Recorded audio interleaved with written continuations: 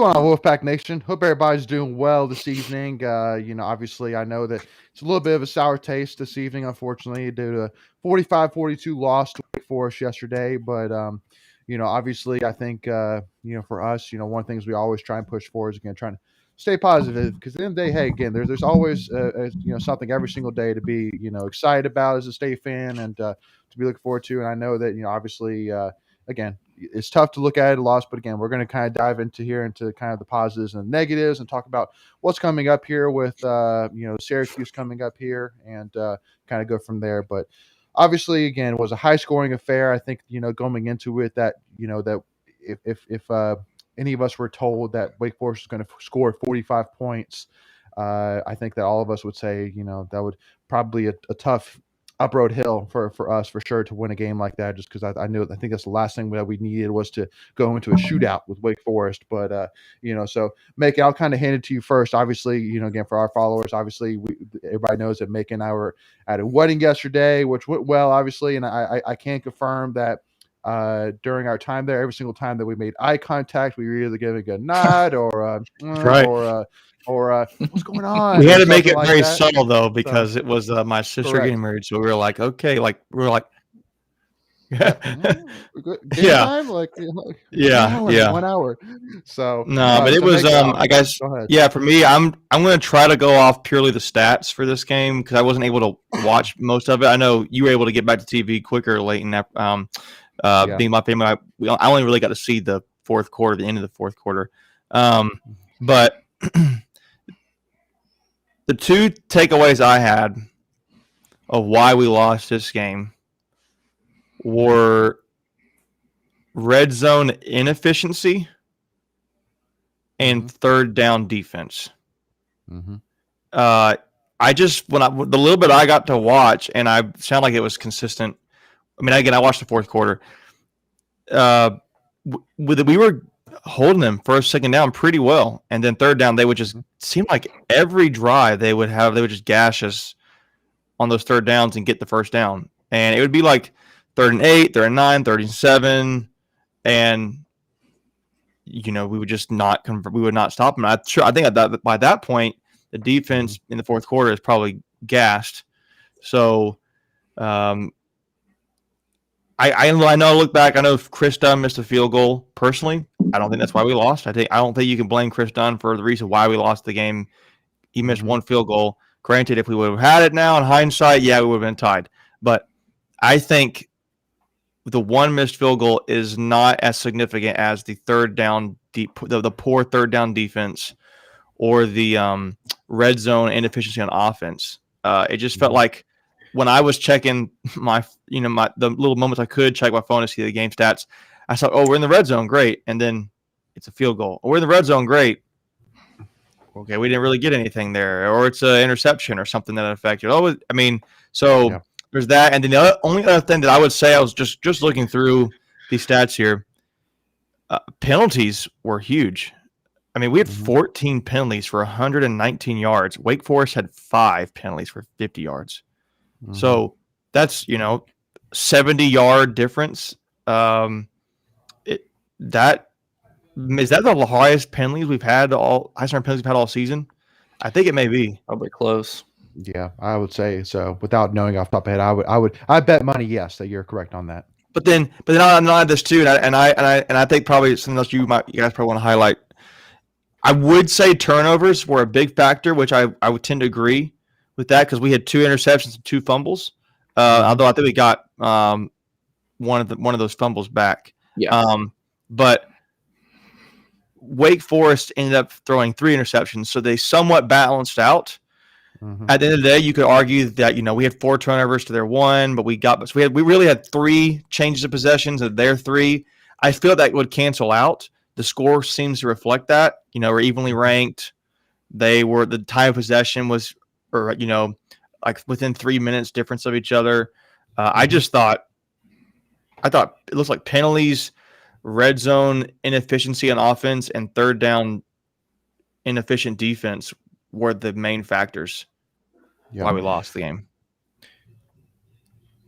And Michael too. Before I know I want to let you kind of give your thoughts as well. But for those who are tuning in with us, make sure again if you have already, make sure to send us a chat. Let us know who's here. Would love to hear who's tuning in with us and hear any questions or thoughts you have as well. And we'll definitely touch base on those here after Michael kind of gives his feedback as well. So Michael, I'll hand it over to you. Yeah, I mean, it's kind of ironic that in the biggest game of the year, we were relying on our offense to keep us in it when the whole year we've been relying on the defense. And like Macon said, it was not getting off the field. We started out the Wake's first two offensive possessions was 3 and out, and we came away with 3 points. 3 points on that. Sorry, 3 points. Yeah, 3 points. They were on third down, they were 10 of 19. Fourth down, they had one big fourth down conversion at the end of the game that we really needed to get a stop there. And you know, it was tough. I mean, it was not a game we wanted to play, like high scoring like that. That's obviously just not our type of football with this team. And there were injuries. It was crazy amount of injuries. Seemed like every other play somebody was going down. Daniel Joseph went down. Yeah, that was kind of crazy. You're right. He came back in and then went out again. And a lot of injuries. On both sides. I mean, it was both teams, so I don't know. It's just a really physical game. And to me, it looked to me the one thing I could maybe think of it. I think both teams really wanted this win, and they're both playing very physical. And I wonder in part if there was just some nerves with it because there's pressure on both sides. After Wake lost, they're not perfect anymore, and they want that win. They want to prove themselves. We want to prove ourselves. And I was looking even back like A.T. Perry for Wake Forest. He's him and Jacory Roberson, but are their best receivers. But I would say State. You could tell their game plan was to shut him down and Jacory Roberson down, and I looked like they did so. I mean, only had one catch. He only had one catch. Well, then A.T. Perry had 5 receptions for 22 targets. He was 5 for 22. So, I mean, Hartman was only 20 of 47. You said Jacory Roberson had 6. I had 1 reception. You said, 1 reception. So what you're saying is, and how many times he was targeted? No, but I mean, almost half of Hartman's throws were to A.T. Perry. I mean, that's insane. 12 times. So Jacory Roberson was 1 for 12, and A.T. Perry was 5 for 22. So you have 6 for 34. Like if you had told me that, and that Sam Hartman threw 3 interceptions, I would have said we won this game. We won this game. Yeah, they were 6 for 34, and we got 3 picks.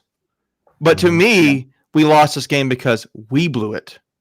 Yeah, we stepped on our own toes way too much. We weren't efficient on offense when we needed to be, and on defense when it was critical downs, it just. Didn't work. Yeah, we could have put him away early. Again, that's the problem. Is that and that's one thing that I was excited about was that we forced him to go 3 and out, and we got points on the board. Now, obviously, it would have been better if it was a touchdown, obviously. But again, I think we even said this during our last live stream, which is that if we score first, then that's going to put us in a good position because Wake Forest is notorious for scoring first and running away with it, basically. And so yeah, I mean, it was definitely an odd thing, but again, it seemed like a weird night for both teams. But Matt Hasselbeck said it on the broadcast, just what you said, making that Hartman, he was bad. I mean, objectively, 3 interceptions, under 50% passing, and Leary also had 3 interceptions. They're both usually pretty accurate passers. 2 interceptions, two. But he was still, and he was like, it just seems like this is it's a big game, and you can tell both teams are amped up for it. So we want to make sure as well to kind of highlight some of the chats that's coming in. So obviously, Brian Boy, I agree with you making about third down defense for sure. Again, I mean, 12 for 20 on third down for Wake Forest. That's killer. And Connor Hudson said Wake didn't have any good plays on 3rd and 4th. QB would just throw it up and the wide receiver make the play. Yeah, I mean, and it seemed like that would happen a lot, and that's something that I'm going to be kind of curious about, because one situation that State fans got to think about is that for the first half of Syracuse, Shaheem Battle won't be able to play because of the targeting penalty. Yep. So which means Zamir White's going to have to jump in there, assuming that he's going to be the cornerback to step in. And unfortunately, he's definitely not Zamir White, Aiden White. Zamir White, Aiden White. I'm Georgia. Sorry. Yeah. Aiden White. Sorry. Aiden White is going to have to jump in, and more likely, assuming that he's the cornerback that's going to. And unfortunately, he hasn't been playing the best recently, and so definitely need him to step up. And then Hunter Smith talked about how the officiating was terrible, and then the run game. So, want to kind of talk a little bit about that.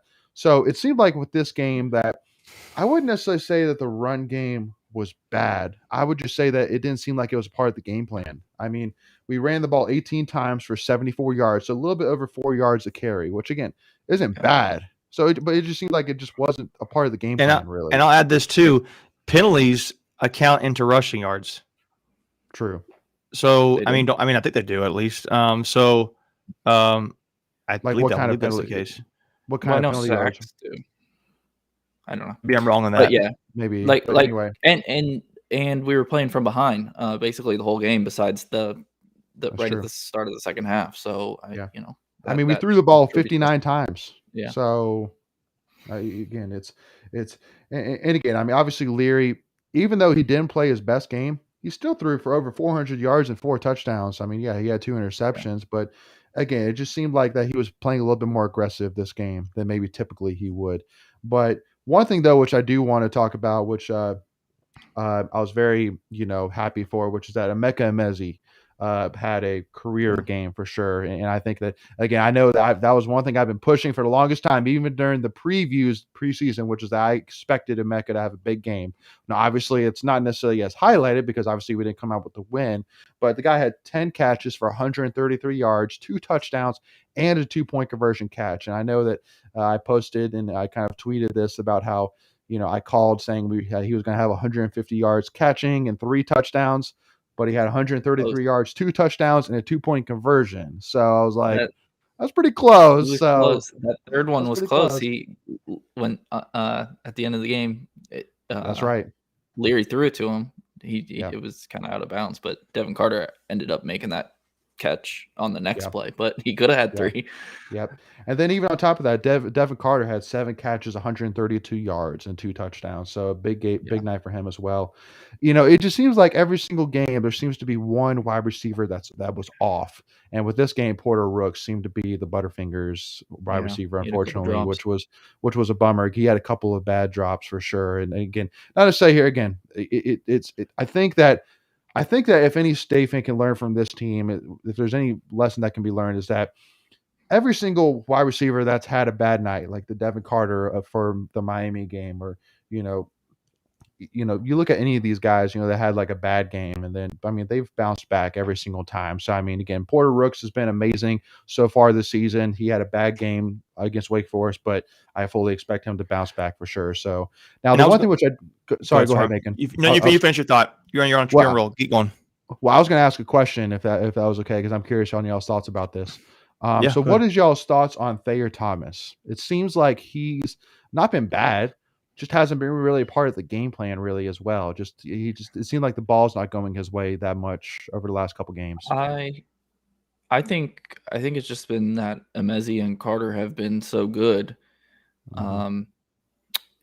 I will say when we were down 10 points, 45-35, and driving down the field, Leary pretty much looked for Thayer every single play. And I think he had 3 or 4 catches to set us up to score that last touchdown. So I don't think it's like Leary obviously trusts him if he's going to go to him almost every play at the end of the game. I think it's just I think we just have a lot of talent at wide receiver.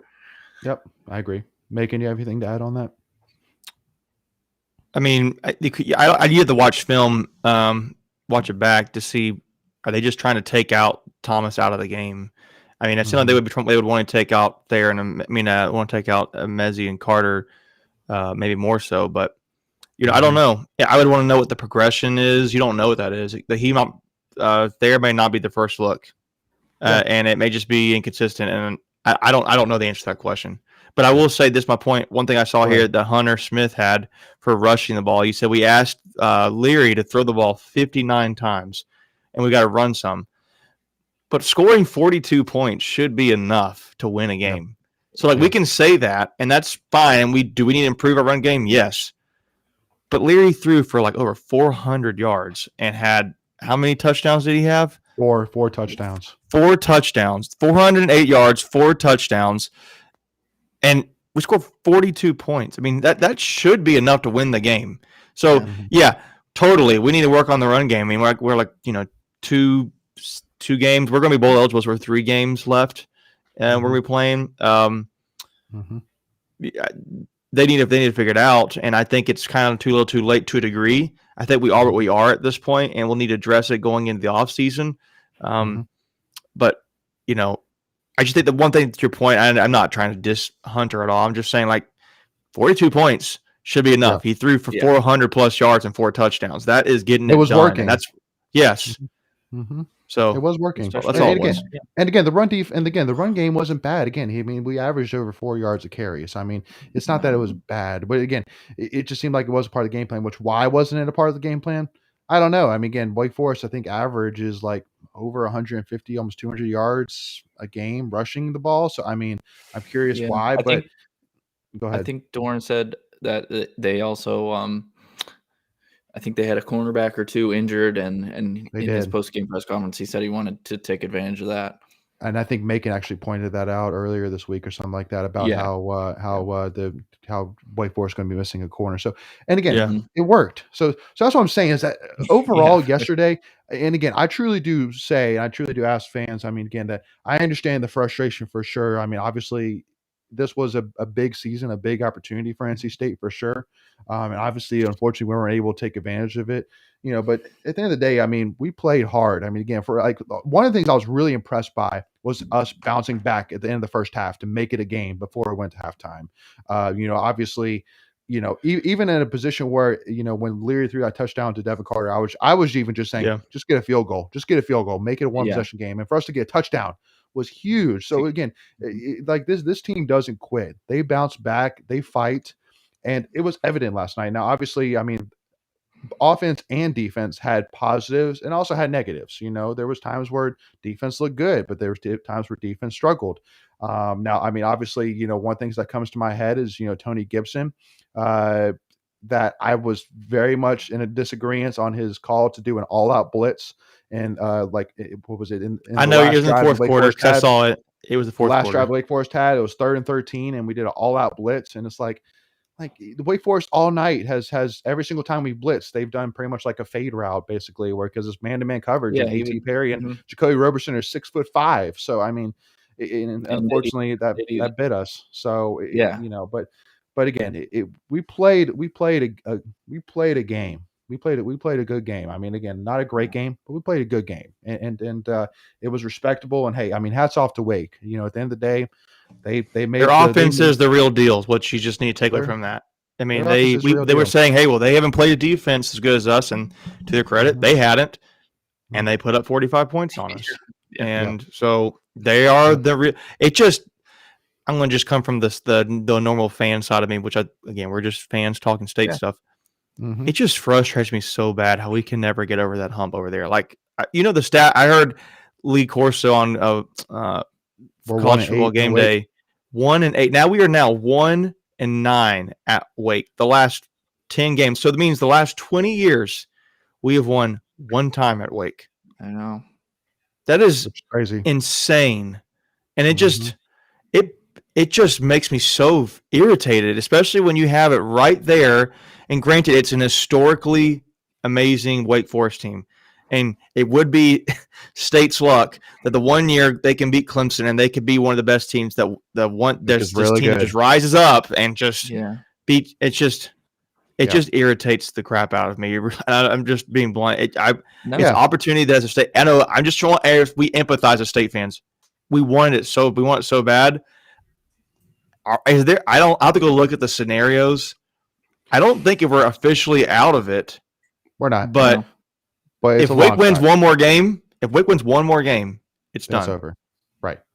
But again, Do you they still wanna? have to play Clemson and Boston College. That's what I'm saying. I mean, it's gonna be 2 tough games. And again, Phil We and have to Kobe, win our games too. well, we have to win our Yeah. games. But again, I mean, we're not. But again, I mean, so Syracuse, and again, we're going to talk a little bit about the ACC here. But Syracuse, I think, we always kind of every single week talk about like, what teams do we know are good, what teams do we know are bad, and Syracuse, I think, is probably one of the only teams, and they see that I'm like, I still don't know. We're 10 games in. I still can't figure out if Syracuse is good or bad. But but and then obviously you got a big game against Carolina, and honestly, I I think that is a huge opportunity still on the table for us. That Carolina game, that is a ginormous opportunity for us. Man, but I can tell you what though. Let's say you're right. It is. I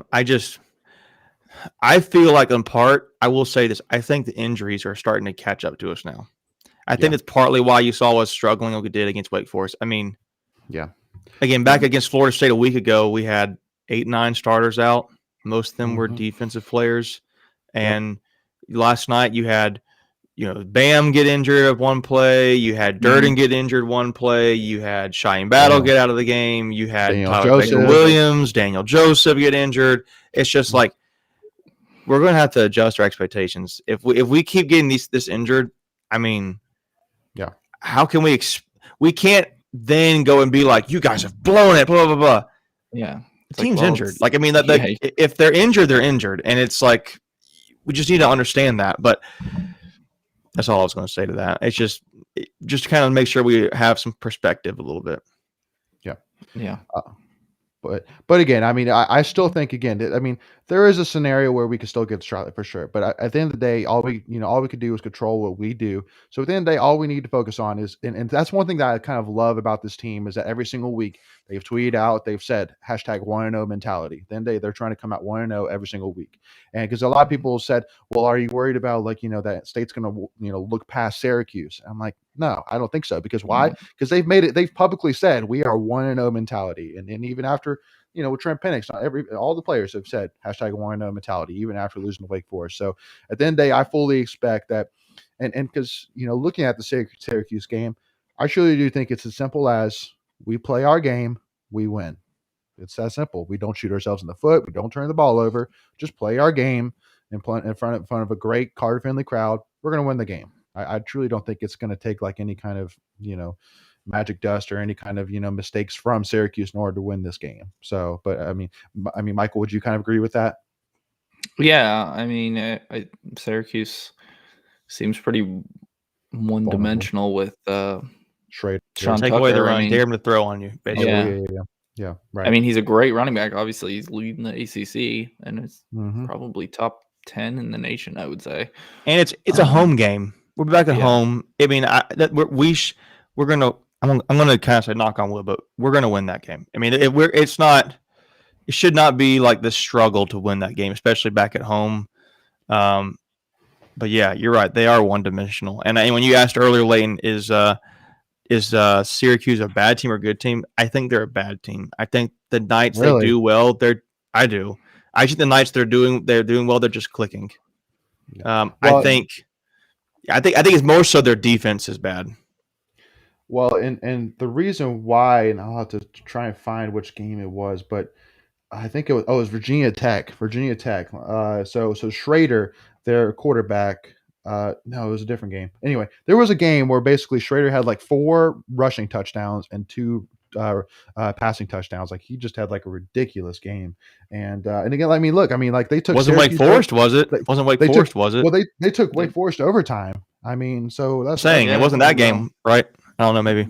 No, but anyway, but again, I mean, there are some games on here. I mean, they beat Liberty, Liberty is solid this year. So that's what I'm saying. They have some good wins, but they have some bad losses. I mean, they just got blown out by Louisville, absolutely blown out. So, and actually NC State, by the way, too, for those who are curious, is opened up as an 11.5-point favorite over Syracuse, which is interesting. Oh, I was looking for that while we were talking, and I went back and also looked. Clemson is a 5-point favorite against Wake Forest.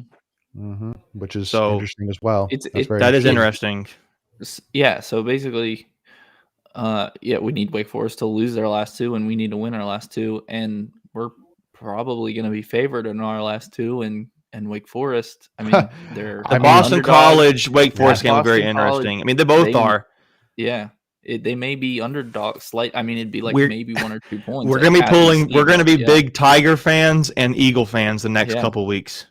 Which and by the way too, I think it's kind of ironic how the one podcast opponent podcast that we've had on is Fourth and Dude, who's with Boston College, and I just can't even like put through my head like if we beat Syracuse and Wake Forest loses to Clemson, that like we're going to be blowing up their Fourth and Dudes DMs, being like, please pull out this win, please pull out this win, come on, man, come on.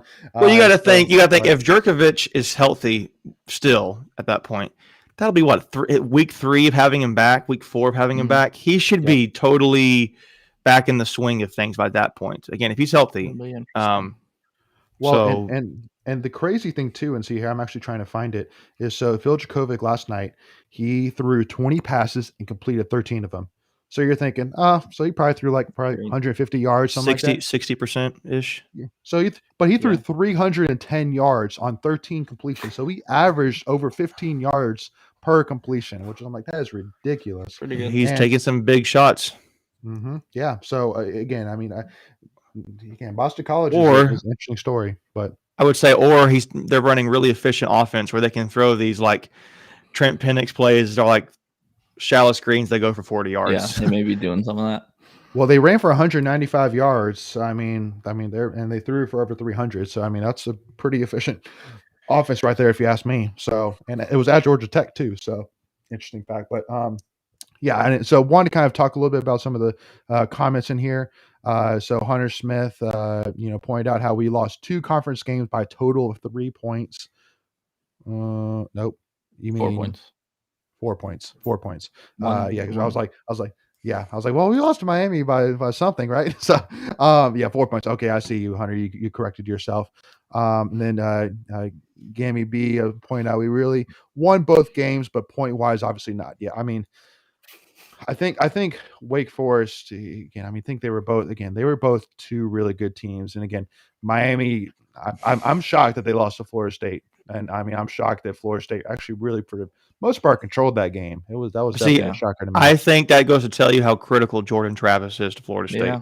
Because the 1 week we played without him, they did not play well, and have him back, totally different style. So yeah. And Gamgee Ape make sure to point out that we have never been more of a Clemson fan before, which I completely agree with that as well. So. I really liked Colby Pleasant's comment. He said that I didn't realize this. UNC has lost every single road game this year that they played. Interesting. And they play at State this year, which is I think is the whole point he's trying to make. He's trying to get at there. Yeah.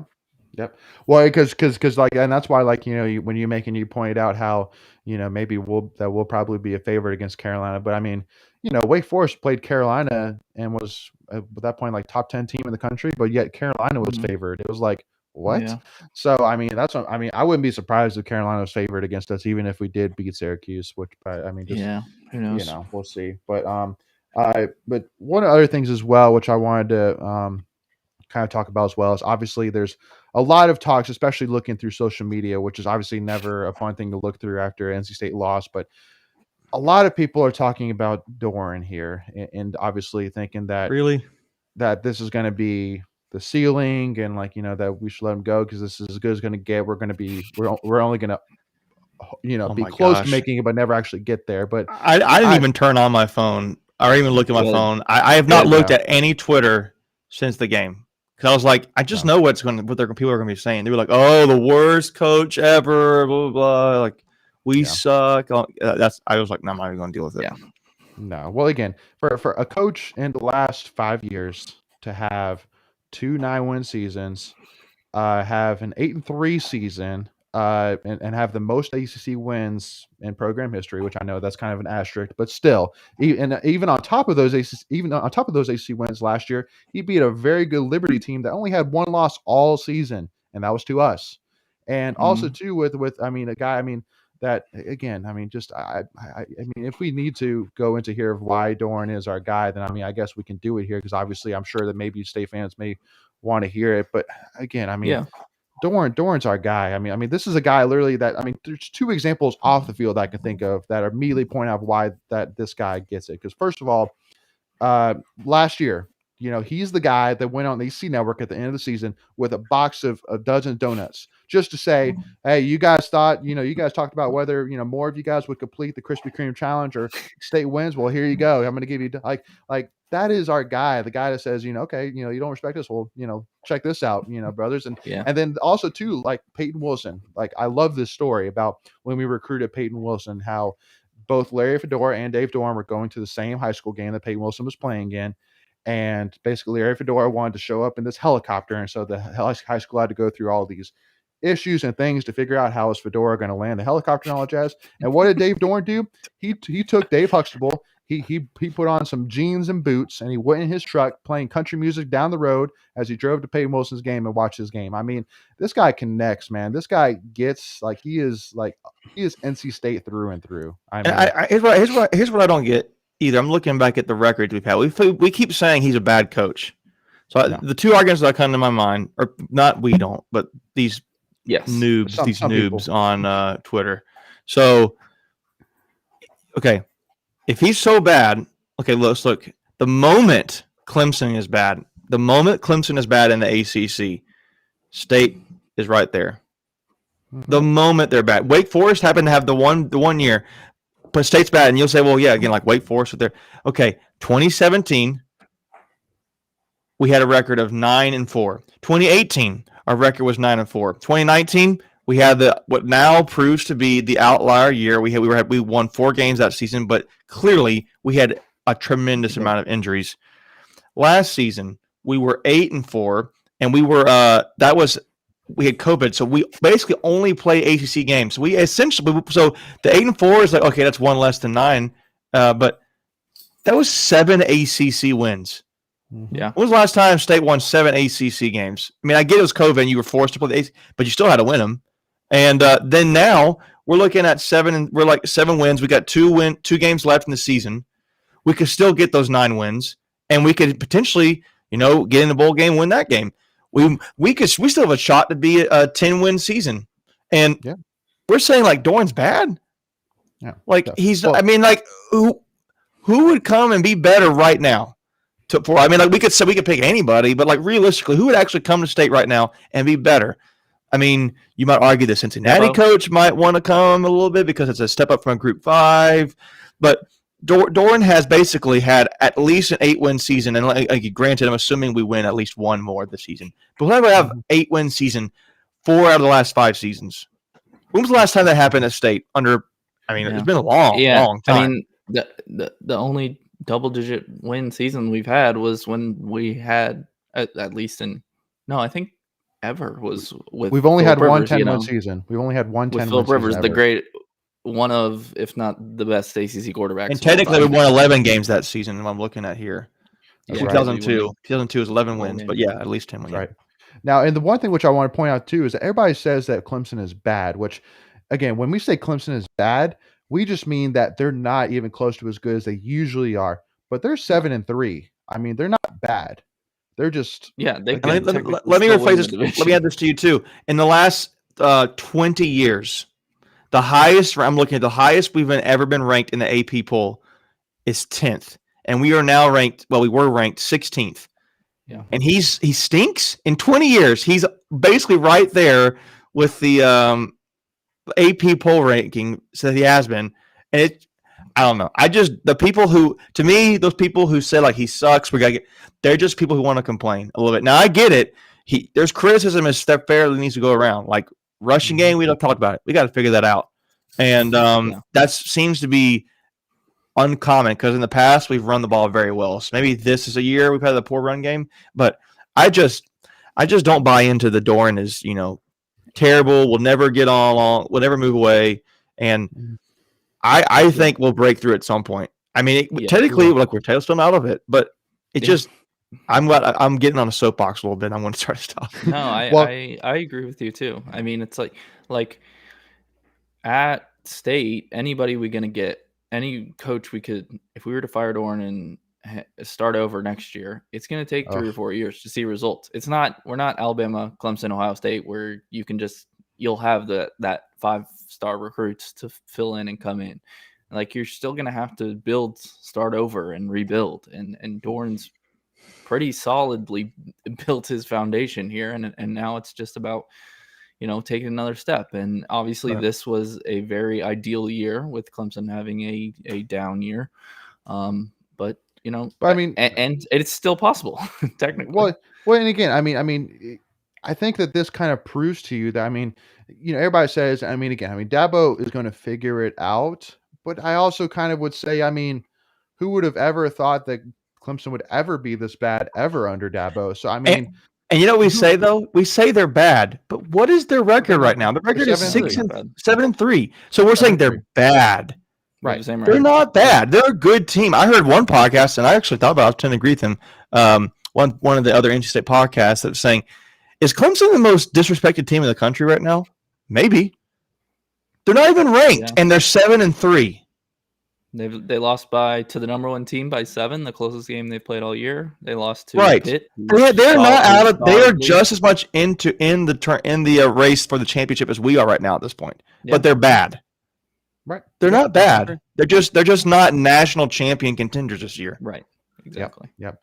And because one thing is that one of the kind of knocks on Doran that I know from a lot of people is that, that he wins the game he's supposed to win, but he loses the games he's not supposed to win. And the one thing which I do kind of say is that, over time, I know, especially over the last like 2 years, we've actually had some good upsets. But the two things which I'll point out is, first of all, when you're building a program, you want to have a solid floor. And I would say definitely a solid floor, which I love, is again, you're not losing bad games. You're not getting upset.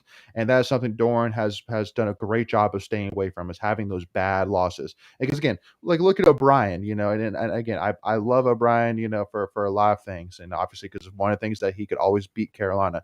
But, and also you could always almost bet that he was going to pull a huge upset every year. But also he would probably have at least one or two really bad losses. And every single year. So again, it's the inconsistency, like at the end of the day. And also too, like, one thing which I still think about is how last year, all right, we played Pitt. Heading into the fourth quarter, the ESPN percentage win probability had at one point had Pitt as an 80% likelihood of winning that game. And what happened? We won that game. We came back and won. Like State fans, with a very young quarterback. Right, with a very young quarterback. And experience, what I mean to say when I say young. Inexperienced, but he was young too. Well, he was young, yeah. But again, so statistically, under Doran, and even under Doran early years, under O'Brien, under Amato as well, again, that was not something that State was really known for, was comebacks. And how many games last year? I remember Duke, for example, we went to that game halftime down, and we won the game. And so again, it's just, there's no doubt this program's heading in the right direction. I don't think anybody disagrees with that. But I think State, and I was thinking this coming down the road the other day. State fans are a lot like there's weird, there's other fans just like State fans all over the country. They that have tasted the mountaintop to a degree, and they just are like, if we can't succeed, we're like, oh, the sky is falling, guys. We're 7-3 with a chance to go 9-3. Cool the Jets. Maybe we just don't win a championship this year, but we have a chance to go 9-3 with a 10-win season on the line. It's just cool the Jets. But I don't know, man. I just thought there's fans all over the country that are just like, oh, if we taste more success and then we raise the bar to relative to where we just finished, and we're like, oh, okay, well, the bar used to be for us not too long ago as State fans, 7-5 was the bar. Make a bowl game. Let's get to the bowl game. That's a good season. We did it. Good season. See you next year, guys. That's great. Now we're 9 wins. Give me a break. Let's go over a championship. How quickly do we forget? That's what I'm trying to get at. And I'm saying we don't need to settle, but no, just again, have perspective. That's all I'm getting at. And it irritates the crap out of me that we didn't win this game, and it bugs me. Honestly, you could argue maybe is it Tony Gibson's worst game, but I say that with the asterisk that we had a bunch of injuries. But Argentina has perspective. There's fans like everywhere. They'll be, LSU is going to fire Ed Orgeron, and they're not having a terrible season. And some of the other, I'm trying to think of some other coaches they're going to be firing that are just having decent seasons relative to most of the country, but they're going to get fired because they're, I don't know. Yeah. No. Go ahead, Michael. Well, I was just going to reference a comment right there. He said, I think it's just the fact that we are right there and feels like we fall short when we have big opportunities, which the thing is, we were never in the position to have that opportunity. Yes, we haven't gotten there yet, but you at least have to put yourself in the position every year to have the opportunity. And over the last couple of years, Doran has had us there. Yeah. And I saw the game, I'm not Gamgee 8 on here. He says, I think it's just the fact that we were just right there, and it feels like we fall short when we have big opportunities. That's all it is. It's just we're so close. We just get over the hump and do it. And I get it. We all get it. It's frustrating to no end at times because you're just you haven't been there for so long and you're so badly want it. Yeah.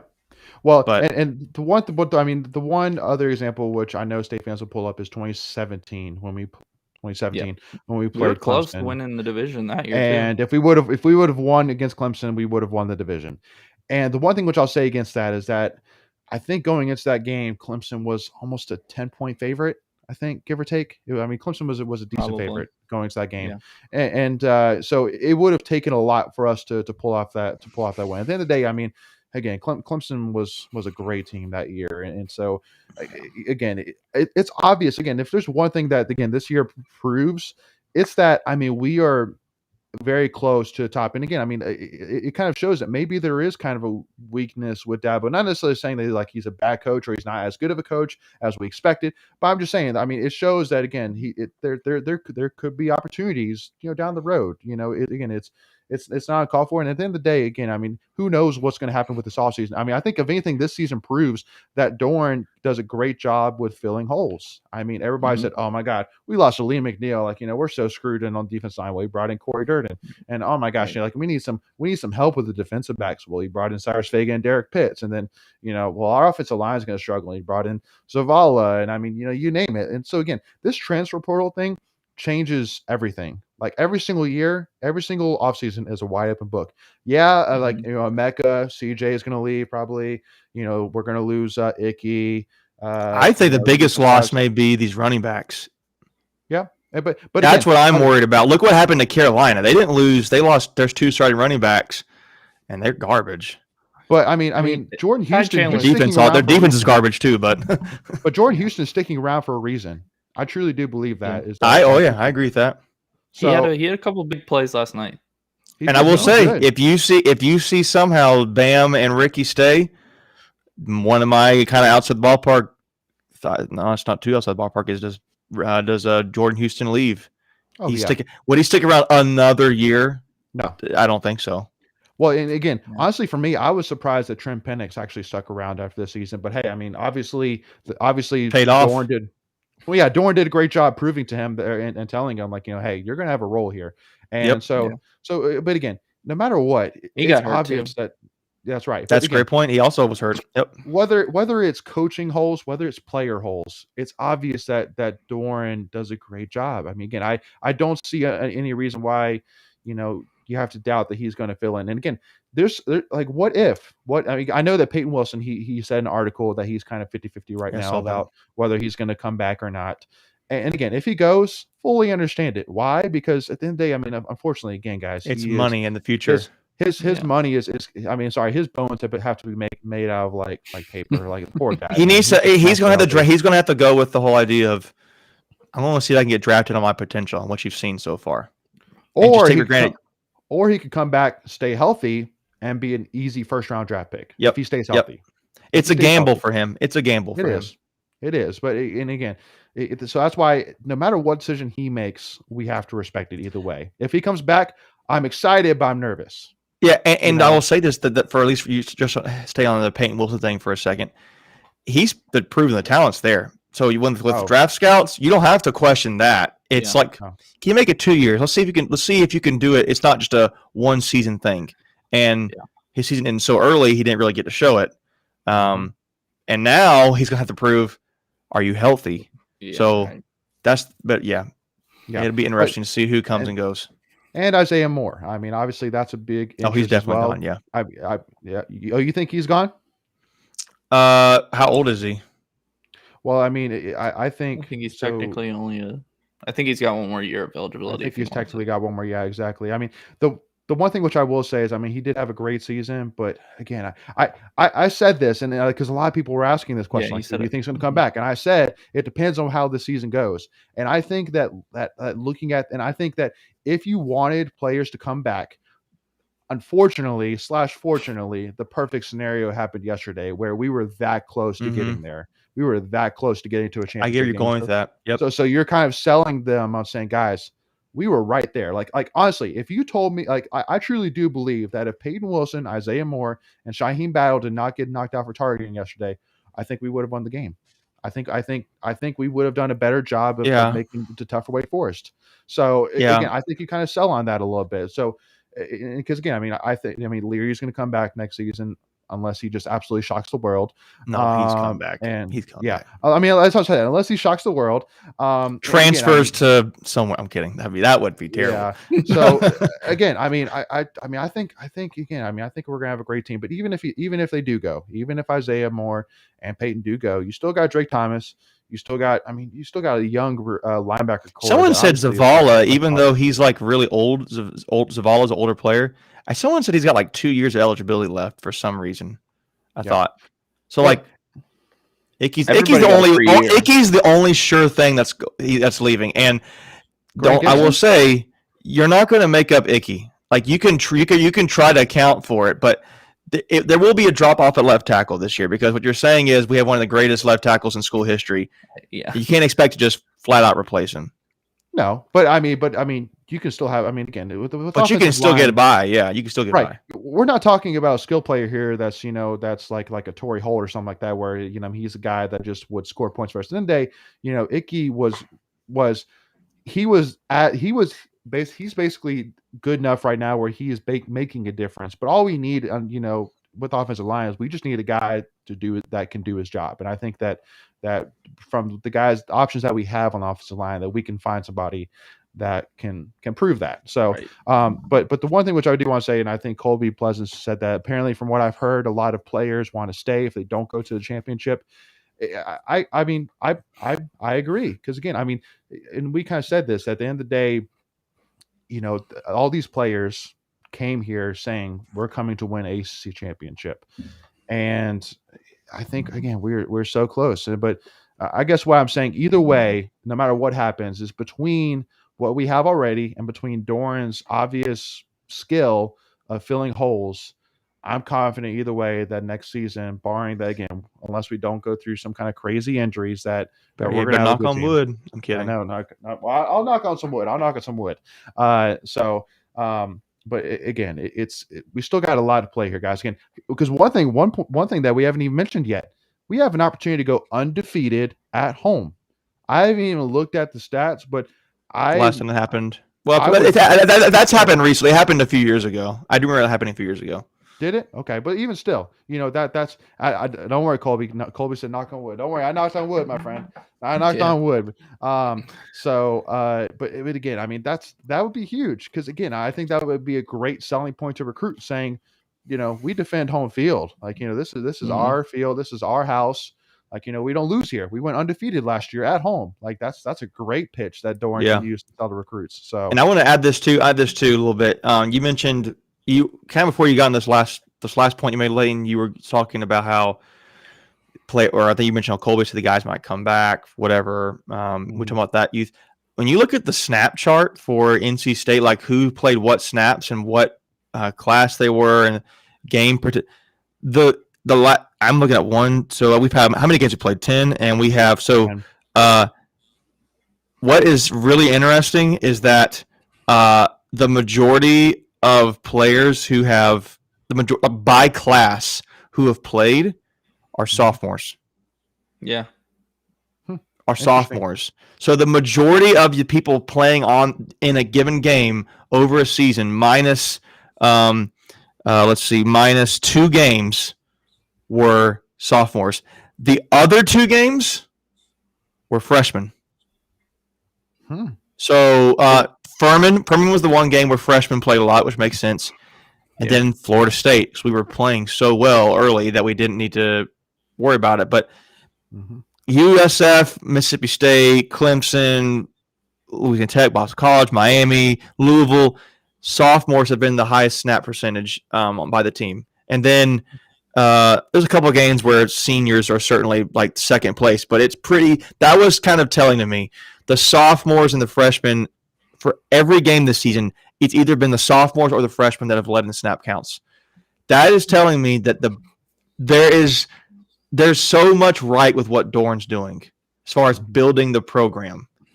And it's ultimately going to be about cashing it in. I think he's got the coordinator. I think we think he now has the coordinators to do so. I think the only question in the offseason that I would look at is actually still got 2 things. I would say one, why are our players getting injured so much?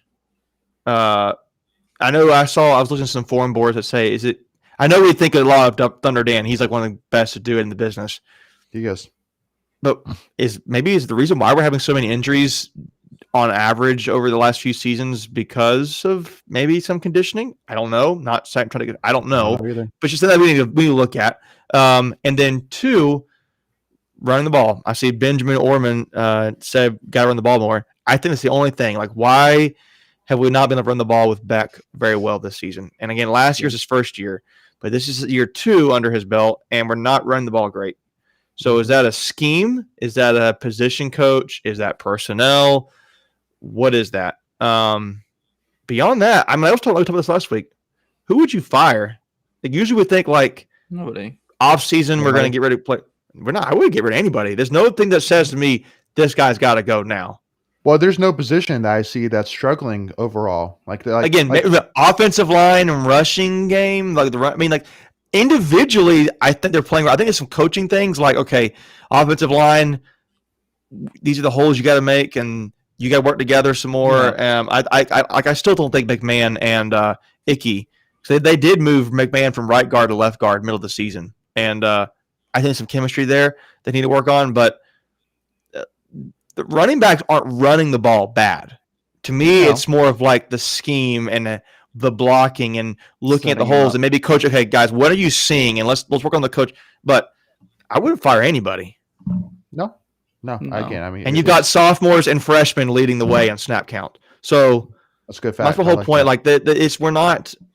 We're not too far gone, and it's like again perspective. We have a chance to have a 9-win season. 10 wins with the bowl game if we were to win the bowl game. Yeah, absolutely. Championship game is still in play too. It's not out of the question yet. It's not. So it's like that Dumb and Dumber. So you're saying there's a chance? I saw a couple of those last night on Twitter. Yeah. Oh, yeah. See, I even see Twitter. That's funny. Yeah. So we're getting kind of closer in time. One thing that I wanted to go ahead and make sure to mention is that obviously, those state fans that do know or don't know yet, we are doing our giveaway right now for the Carolina tickets, 2 Carolina tickets and a parking pass for raising money for the Jimmy V Foundation. So if you go to our Twitter, and again, I'll make sure after this live stream to post it again. But again, if you click on the link and donate at least $5 to the Jimmy V Foundation using that link, then you will be entered to win. Now, the more money you win, the more money that you donate, the more likelihood that you win. Because again, for every $5 you receive 1 entry. So again, it's really that simple. That at the end of the day, it's for a great cause, and it's in honor of Antoine Bougie Derek High. Derek Bougie High. Derek Bougie Antoine High. Derek Bougie Antoine High. There you go. I got the names mixed up. And so again, it's a great cause, and again, it's for an awesome opportunity of 2 free tickets with a parking pass. So make sure to go and enter before it's too late.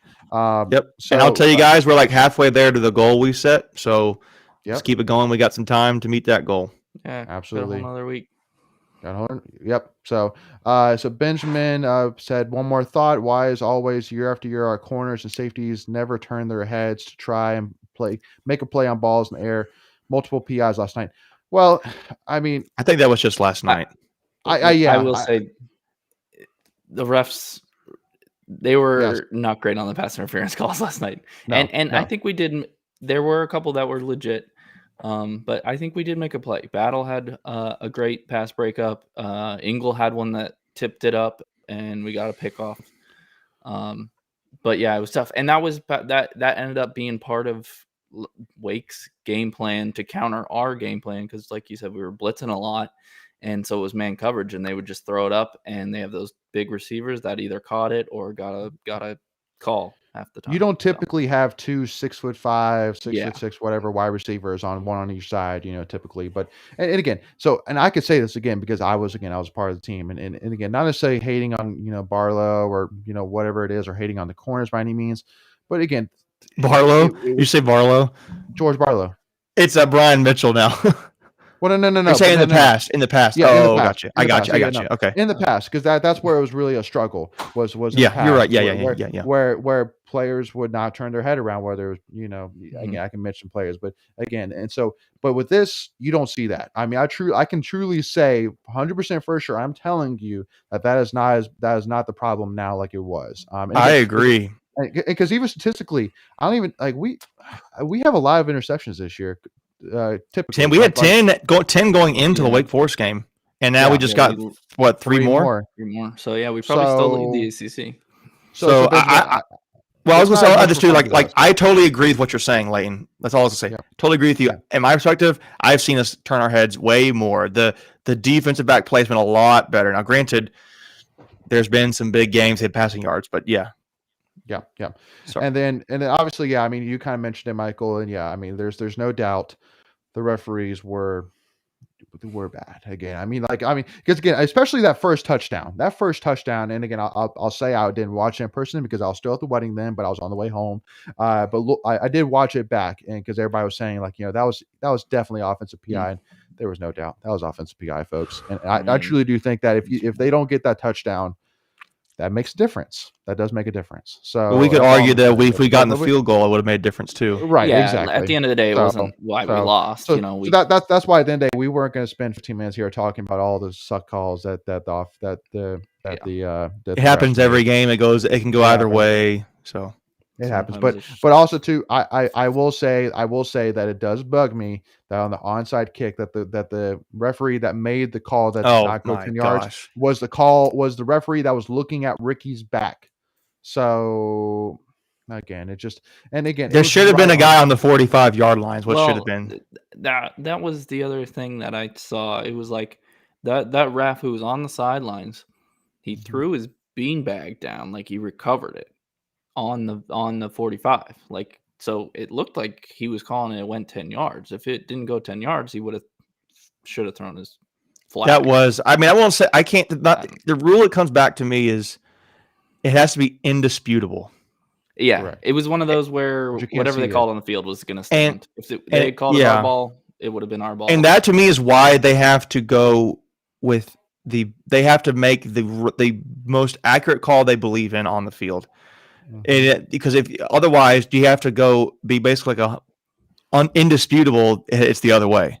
So, but see the thing that bugs me, about that call, and I tweeted it basically saying that the whole night it seemed like that again calls were going Wake Forest's way, and if there was one call that I just say if we get this call our way, we have a good chance to win this game, and that was that call. It was a 50-50 ball.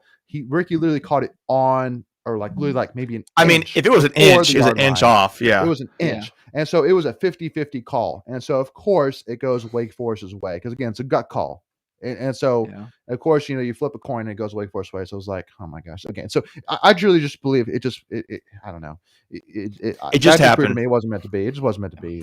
Golly. Because, again, if we would have gotten it, we would have had 45 That's not why we lost the game. And 2 touchdowns. 2 timeouts and 45 seconds left to drive into field goal range. So especially the drive we did before that to go the whole length of the field and score.